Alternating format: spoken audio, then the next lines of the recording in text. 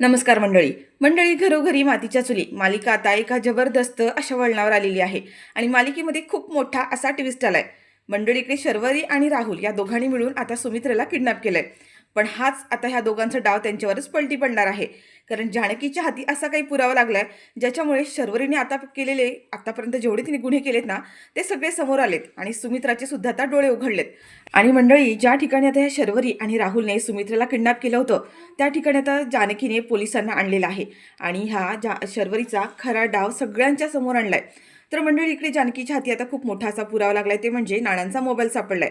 ज्या नर्सचा बॉयफ्रेंड होतो तो वॉर्डबॉय, त्या वॉर्डबॉयने त्याच्या शूजमध्ये लपून ठेवलेला तो मोबाईल आता जानकीच्या आणि त्या नर्सच्या हाती लागलाय आणि त्यांना हवे तेवढे सगळे पुरावे आता मिळालेत.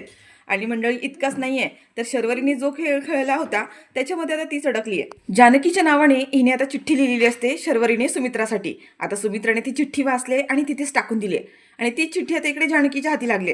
त्यामुळे ह्या शर्वरीने आईंना कुठे किडनॅप करून ठेवलंय हे मात्र आता तिच्या चांगलंच लक्षात आलेलं आहे आणि तिचा खेळ पूर्णपणे संपलेला आहे.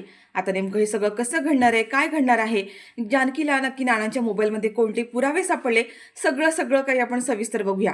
पण मंडळी, त्याआधी तुम्ही जर आपल्या चॅनलवर नवीन असाल, चॅनलला अजूनही सबस्क्राईब केलं नसेल तर चॅनल आता सबस्क्राईब करून घ्या.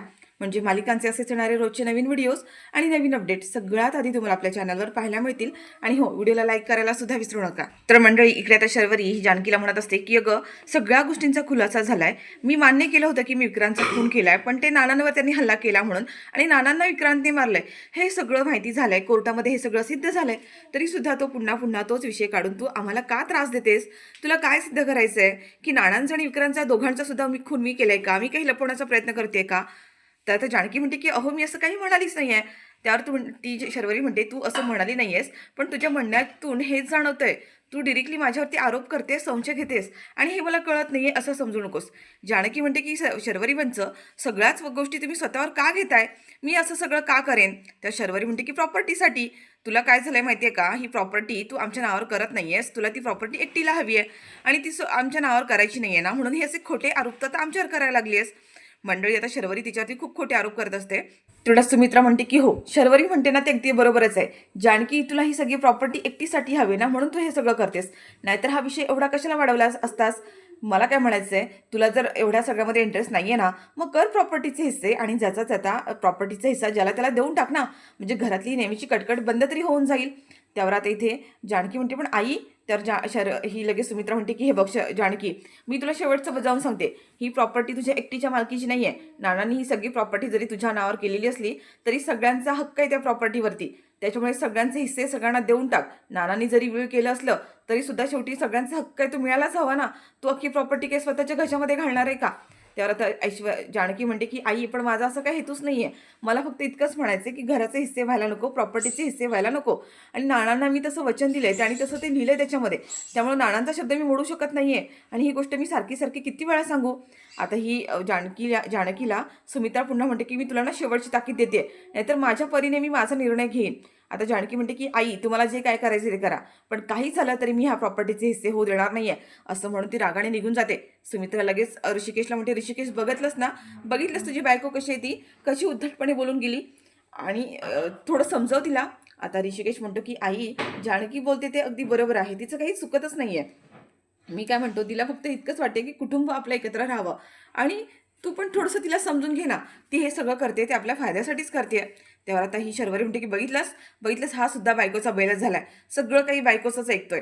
आता ही सुमित्रा म्हणते की काय नाही, आता मला योग्य तो निर्णय घ्यायची वेळ झाली आहे. इतके दिवस मी थांबले होते, पण आता नाही, आता मला ही गोष्ट करावीच लागणार आहे. अवंतिका म्हणते म्हणजे आई, काय काय करणार आहात तुम्ही? आता तेवढ्यात सुमित्रा म्हणते की पोलीस कंप्लेंट करणार आहे, मी पोलीस केस करणार आहे.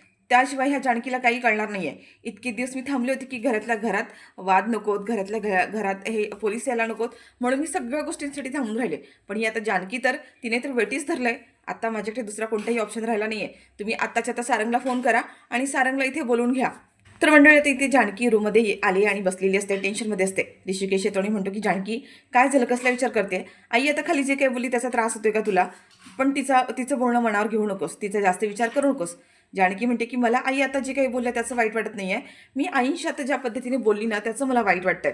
मला ऋषिकेश मुद्दा म्हणून असं त्यांच्याशी नव्हतं बोलायचं, पण माझा नाईलाज होता.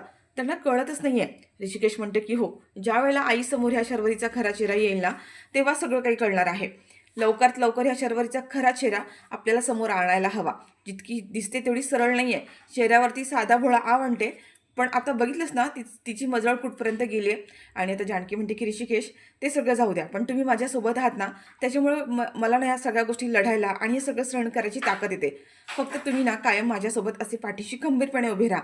तर मंडळी, आता ह्या दोघांचं बोलणं सुरू असतं आणि तेवढ्यात आता पुन्हा ही जी सुमित्रा आहे ना, खाली सांगत असते की मी म्हणाले ना शर्वरी, आत्ताच्या आता सौमित्राला फोन कर आणि त्याला बोलून घे. मंडळी, तेवढ्यात आता ही ऐश्वर्या आहे ना, ती सुद्धा तिथे आली आहे. ती म्हणते की आई आत्ता कशासाठी? ती म्हणते की नाही, मला ह्या सगळ्यावरती आता तोडगा काढायलाच हवा. तेवढ्यात तिथे आता सौमित्रसुद्धा मागून आलाय आणि म्हणतो की काय झालं, म्हणजे मला बोलवायला सांगताय फोन करून, काही काम आहे का, काही झाले का घरी? तर सुमित्रा म्हणते की हो, काही झालं नाही आहे, मला जानकीच्या विरोधात केस करायचे. आता सौमित्र म्हणतो की आई का आणि कशासाठी? तर इतकं सगळं झालं तरी ती काही प्रॉपर्टीचे हिस्से करायला तयार नाही आहे. मग आता आपल्याकडे हा एकच ऑप्शन राहिला आहे. पण सौमित्र म्हणतो की ही गोष्ट मी तुम्हाला आधीही म्हणालो होतो, पण आता तुम्हाला एक गोष्ट सांगतो की एवढं सगळं करून काही होणार नाही आहे. कारण जर आपण वहिनीच्या विरोधात पोलीस केस केली तर ही केस प्रॉपर्टीची आहे. वर्षानुवर्ष जातील, सांगता येणार नाही. 10 वर्ष लागतील, कदाचित 20 वर्ष पण लागतील. तोपर्यंत काय करणार आहात? त्यापेक्षा माझ्याकडे दुसरा ऑप्शन आहे की जानकी वहिनीशी शांतपणे बोलूया, तिला समजवूया. जर तिने समजुतीने हे सगळं केलं तर लवकर होईल, पण जर तसं तिने नाही केलं तर ही केस वर्षानुवर्ष कोर्टामध्ये लढत राहील आणि त्याचा काही फायदा होणार नाही आहे. तर मंडळी, आता ज्या पद्धतीने सौमित्र आता बोलत असतो ना इथे, ही गोष्ट खरं तर अवंतिकाला सुद्धा आवडली नाही आहे. आणि ऐश्वर्यासुद्धा म्हणत असते की ही शर्वरी सगळ्या गोष्टी अगदी स्वतःच्या मनासारख्या करून घेते. आईंचं मन इतकं वळवलंय तिने, इतक्या डोक्यात जानकीच्या विरोधात गोष्टी भरवल्यात की आई चक्क पोलीस कंप्लेंट करायला निघाल्या जानकीच्या विरोधात. तर मंडळी, आता हिने ठरवलंय की जर जानकी सरळ मार्गाने नाही ऐकली तर तिच्या विरोधात आपल्याला पोलीस केस करावीच लागणार आहे. तर ही अवंतिका सौमित्रकडे रागारागाने बघत असते. तर मंडळी, इकडे आता दाखवले की राहुल इथे शर्वरीची वाट बघतोय आणि तेवढ्यात आता बाहेरून शर्वरी येते. राहुल म्हणतो की अगं काय झालं, काय शर्वरी करून ठेवलेस तू? बाहेर ती जानकी काय म्हणत होती ऐकलंस ना? तू तर म्हणालीस की त्या माणसाला तू मारलंस ज्याच्याकडे नानांचा मोबाईल आहे. मग ही जानकी कोणत्या माणसाबद्दल बोलत होती? ती आताही म्हणत होती की त्या माणसाला पैसे द्यायचे. म्हणजे तू माणूस मेला नाहीये, तू चुकीच्या माणसाला मारलेस का? शर्वरी म्हणते तू वेडा आहेस का? मी योग्य त्याच माणसाला मारलंय, मी चुकीच्या माणसाला मारलेलं नाही आहे. त्यावर राहुल म्हणतो मग ही शर्वरी, ही जानकी काय म्हणत होती? आणि मुळात आपल्याला मोबाईलसुद्धा हाती लागला नाही आहे. तो जर माणूस खरंच तोच असता तर तुला त्याच्याकडे मोबाईल सापडला असता. नाही सापडला ना तुला मोबाईल, म्हणजे जानकी म्हणते तेच खरं आहे.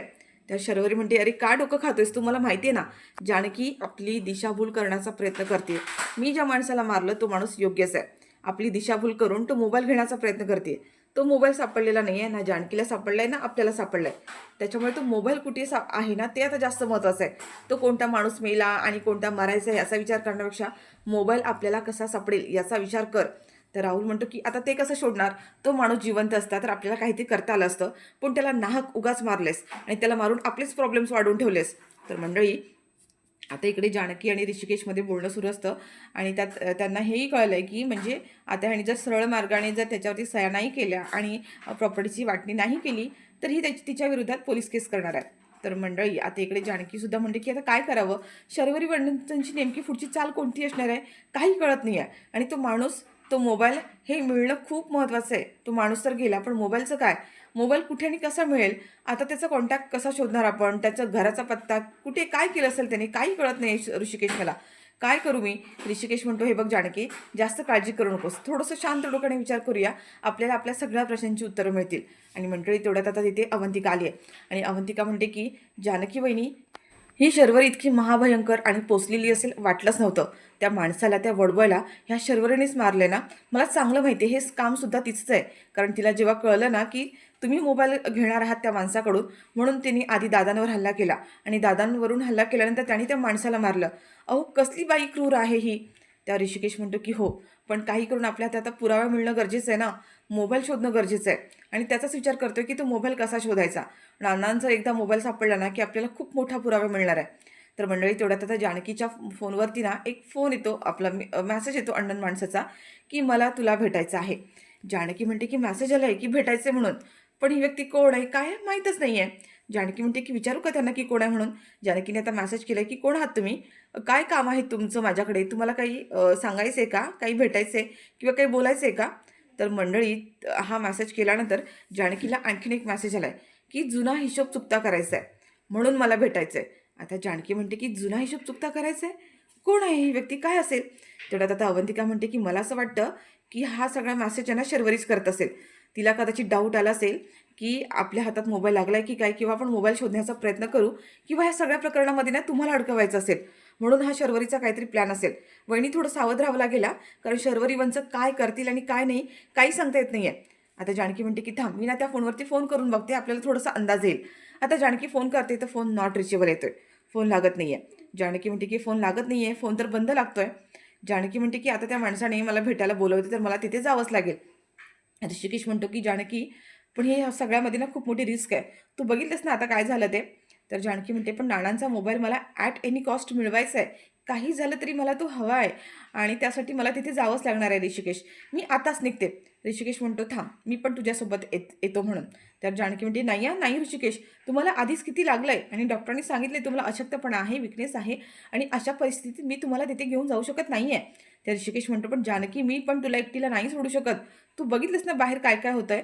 त्यावर आता जानकी म्हणते की ऋषिकेश हे बघा, तुम्ही माझ्यासोबत आलात तर आणखीन तिथे काही प्रॉब्लेम झाला तर आई पुन्हा मला दोष देशील की हे सगळं तुझ्यामुळे झालं, हे सगळं तू केलं आणि मला तुम्हाला कोणत्याही संकटात टाकायचं नाही आहे.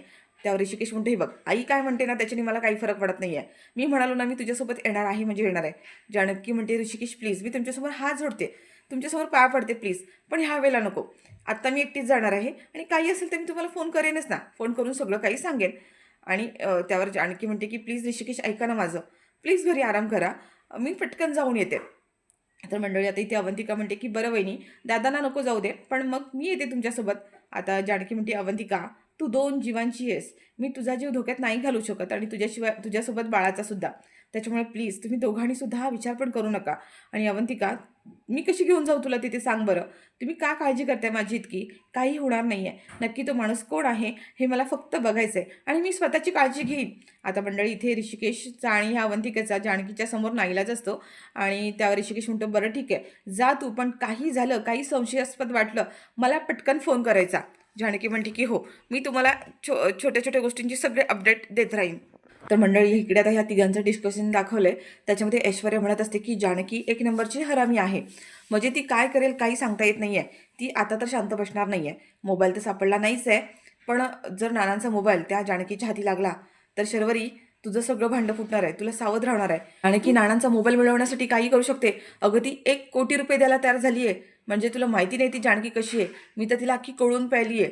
शर्वरी तुला ना थोडंसं सावध राहावं लागणार आहे बरं का. त्यावर आता हा लगेच आहे ना तो राहुल म्हणतो की तू तू तुझं जरा तोंड बंद कर, तू का मध्ये मध्ये करतेस, का मध्ये मध्ये बोलतेस, तुझ्या या सगळ्याशी काय संबंध आहे. आणि ह्या दोघांचं आता भांडण सुरू होतं आहे. तेवढ्यात आता ही ही म्हणते, ऐश्वर्या म्हणते तू गप्प बसा, माझं आणि शर्वरीचं बोलणं आहे, तू का मध्ये मध्ये करतोयस, माझा तुझ्याशी काही एक संबंध नाही आहे. आता ही ऐश्वर्या म्हणते पण त्या माणसाचं काय झालं, म्हणजे तो माणूस मेला कसा ज्याच्याकडे मोबाईल होता तो, आणि जरी समजा त्याला कोणी मारलं असेल तर ह्या जानकीनेच त्याला मारलं नसेल ना मोबाईलसाठी, म्हणजे काही कळत नाही आहे. पण जानकीने जर त्याला मारलं असेल तर तो मोबाईल जानकीच्या हाती लागायला पाहिजे होता, पण तरीसुद्धा जानकी अजूनही पैसे देण्याची गोष्ट बोलते, म्हणजे जानकीच्या हाती अजून मोबाईल लागला नाही आहे. मग जानकीच्या हाती मोबाईल लागला नाही आहे, मग त्या माणसाला मारलं कोणी, मला ना काही कळतच नाही आहे. ह्या जानकीचा आणखीन काही वेगळा प्लॅन तर नाही आहे ना. खरं तर मंडळी आता ऐश्वर्या हे सगळं शर्वरीसमोर बोलते, तिला शर्वरीकडून काही गोष्टी काढून घ्यायच्या असतात म्हणून ती बोलते, आणि ही गोष्ट राहुलला बरोबर कळली आहे. राहुल म्हणतो तुझा काय संबंध, तुझं तोंड बंद कर ना, आमचा मी बघून घेऊ काय करायचं ते, तो मोबाईल कसा मिळवायचा कसा नाही मिळवायचा त्यासाठी काय करायचं आमचा मी बघतो ना, तू शांत बस. तेवढ्यात आता ही ऐश्वर्या म्हणते तुला मी पुन्हा एकदा सांगते, हा मी हिच्याशी बोलते तुझ्याशी बोलत नाही आहे, तू का मध्ये मध्ये करतोस आणि तू कोण मला इथून जायला सांगणारा. आता मंडळी ही शर्वरी चिडते आणि म्हणते की शांत बसा, अरे इथे एकमेकांवर ओरडण्यापेक्षा तो मोबाईल कसा मिळवता येईल ना त्याचा विचार करा. त्यावर आता ही म्हणते की ऐश्वर्या म्हणते की काय ठरवलेस तू, कसा मोबाईल मिळवणार आहेस. आता ही शर्वरी म्हणते की माझ्या डोक्यात एक भन्नाट प्लॅन आहे, तो जर प्लॅन सक्सेसफुल झाला ना तर मला मोबाईल चांगलाच मिळू शकतो आणि मोबाईल मिळवण्यासाठी मी काही करू शकते. अगदी ह्या जानकीला संपवायची वेळ आली, तिला उडवायचं वेळ आली ना तरी तिला मी संपून पण टाकू शकते. त्यावर आता ही लगेचच म्हणते की म्हणजे म्हणजे तुला काय म्हणायचं आहे, त्या वडबॉयचं काय झालं असेल, त्याला कोणी मारलं. तेवढ्यात ही लगेच म्हणते की मी संपवलं त्या वडबॉयला, मी मारून टाकलं.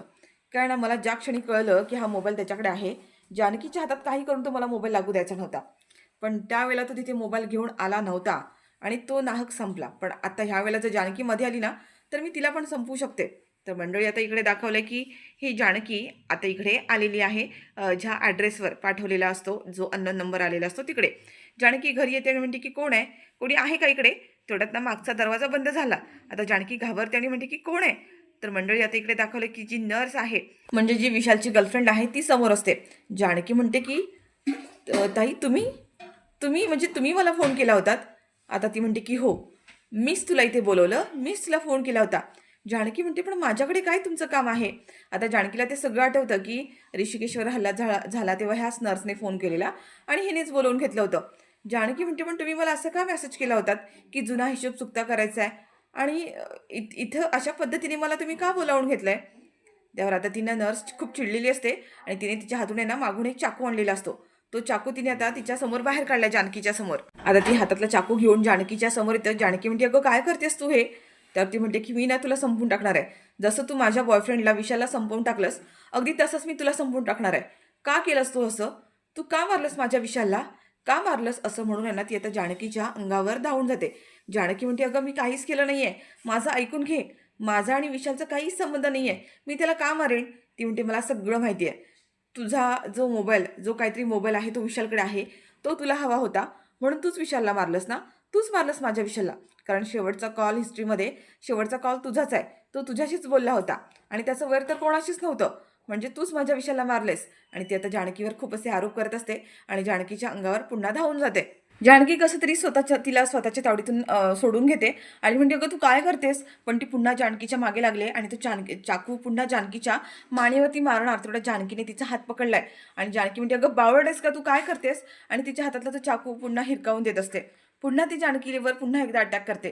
जानकी म्हणते अगं एकदा ऐकून तरी घे माझं, मी काय म्हणते ते, आणि मग काय ते ठरव. आणि जानकीने तिच्या हातातला चाकू टाकून दिलाय आणि एक सनसणी तिच्या कानाखाली लावून दिली आणि म्हणते अगं वेडी आहेस का तू? जानकी आता तिला म्हणते की सॉरी, हे बघ सॉरी, मला तुझ्या कानाखाली मारायची नव्हती. मला माहिती आहे की तुला किती त्रास होत असेल. मला तुझ्याकडे बघूनच कळते तुझं त्या विशालवर खूप प्रेम असणार आहे.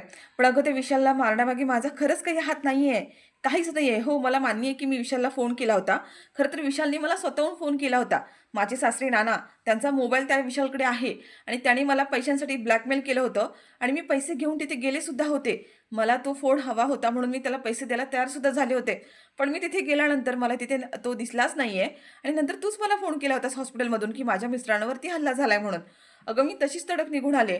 मग मी त्या विषयाला कसं मारेन तुला कळतंय का? तू थोडीशी शांत हो. त्यावर आता ही म्हणते की कसा विश्वास ठेवू मी तुमच्यावर? ह्या सगळ्यावर कसा विश्वास ठेवू? माझा विशाल तर मला सोडून गेला. मी काय करू आता? त्याच्याशिवाय कसं जगू? आणि ती रडायला लागते. जानकी जाते, पाणी आणते आणि तिला पाणी देते आणि म्हणते की हे घे, हे पाणी घे आणि शांत हो. आणि मी काय म्हणते, तू माझ्यावर असा हल्ला करून मला मारून तुझा विशाल परत येणार आहे का? खरं तर विशालला मारणारा त्याचा मारेकरी कोणतरी वेगळा आहे आणि तुला जर त्या मारेकरीला शोधायचं असेल तर मी स्वतः तुला मदत करेन ह्या सगळ्यामध्ये. आणि तू माझ्यावर खरंच विश्वास ठेव. मी तुझ्या विषयाला काही केलेलं नाहीये आणि मला तर तो मोबाईल सुद्धा मिळाला नाहीये ग. एक वेळ मला मोबाईल मिळाला असता तर गोष्ट वेगळी होती. तो मोबाईल सुद्धा मला सापडला नाहीये. मी त्या आधीच त्या विषयाला का मारेन? तुला कळतंय का मी काय म्हणते ते? त्यावरती म्हणते की मी कसा विश्वास ठेवू तुमच्यावरती? सांगा ना, कसा विश्वास ठेवू?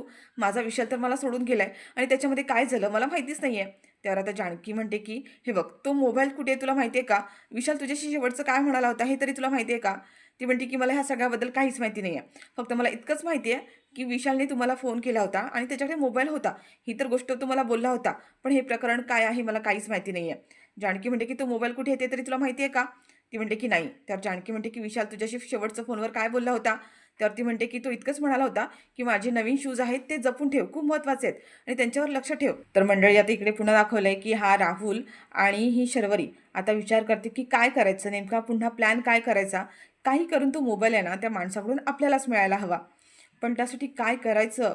तर आता ही लगेच म्हणते की माझ्याकडे तसा एक प्लॅन आहे. म्हणजे ह्या प्लॅनमध्ये आपण जानकीचाच वापर करायचा. तो मोबाईल तर आपल्या हाती येणार नाहीये. जानकीचा वापर करून तो आपण मोबाईल मिळवायचा आणि त्यानंतर ह्या जानकीचं काय करायचं ते मला माहिती आहे. आता ऐश्वर्या म्हणते की काय करायचं म्हणजे नक्की प्लॅन काय आहे तुझ्या डोक्यामध्ये? आता ही म्हणते, तेवढ्यात राहुल म्हणतो तुला काय करायचंय? आमचा प्लॅन आहे ना तो, आमचा आम्ही बघून घेऊ. आता राहुलला खरं तर ह्या ऐश्वर्यावर विश्वास नाही आहे. आता ही म्हणते की अरे ह्या राहुलला सांग ना, तू का असं करतोय? शर्वरी म्हणते की माझा प्लॅन आहे, मी कोणालाही सांगणार नाही आहे. ह्या जानकीचा कसा वापर करून घ्यायचा ते मला माहिती आहे. जानकीला पुढे करायचं, तो मोबाईल मिळवायचा आणि मग मी जानकीचा काटा काढणार आहे. आता ऐश्वर्या म्हणते की ना काटा काढणार म्हणजे नक्की काय करणार आहे? शर्वरी म्हणते की वेळ आली तर मी ह्या जानकीला संपवून सुद्धा टाकेन. जर तो मोबाईल जानकीच्या हाती लागला आणि तिने जर त्यातले काही पुरावे घेतले तर मला तिला संपवण्याशिवाय माझ्याकडे कोणता पर्यायच नाही आहे. मंडळी आता ही ऐश्वर्या घाबरल्याने म्हणते की ही तर एका मागोमाग मर्डरच करायला चालली आहे. जानकीच्या जीवाला धोका आहे आणि ही गोष्ट मला जानकीला सांगायलाच हवी आहे. तर मंडळी आता ही जानकी ना पुन्हा त्या नर्सला म्हणते की सांग ना, तो शेवटचा तुझ्याशी काय बोलला होता? ती म्हणते की मला इतकंच आठवते की तो म्हणाला होता की माझे नवीन शूज आहेत ते जपून ठेव, त्यांच्यावर लक्ष ठेव.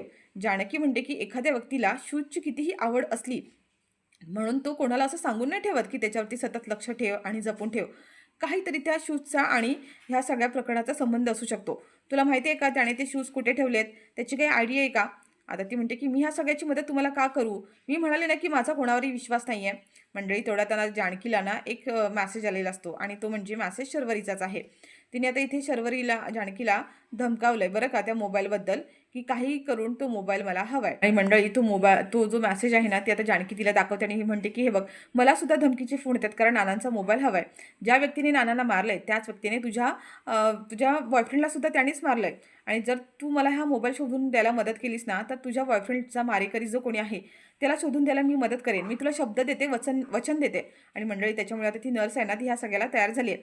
आणि ती म्हणते की हो, मला माहिती आहे त्याने शूज कुठे ठेवलेत ते. आणि जानकी म्हणते की आपण आता बघू शकतो का? खरं तर त्या शूजमध्ये आपल्याला नक्कीच काही ना काहीतरी पुरावा मिळेल.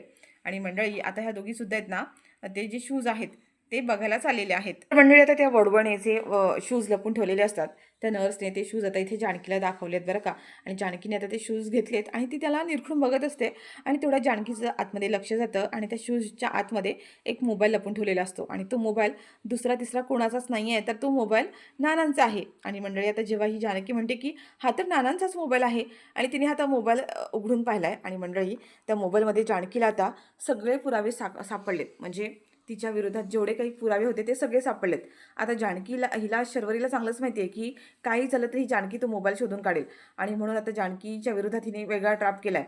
इथे तिने सुमित्राच्या नावाने एक चिठ्ठी लिहिली आहे आणि ती चिठ्ठी जानकीच्या नावाने असते सुमित्रासाठी. आणि तिने सांगितलं आहे की आई तुम्ही मला या ठिकाणी भेटायला या. जशी सुमित्रा भेटायला जाते तसं ह्या शर्वरीने जानकीच्या नावाने तिला किडनॅप करून ठेवलेलं आहे.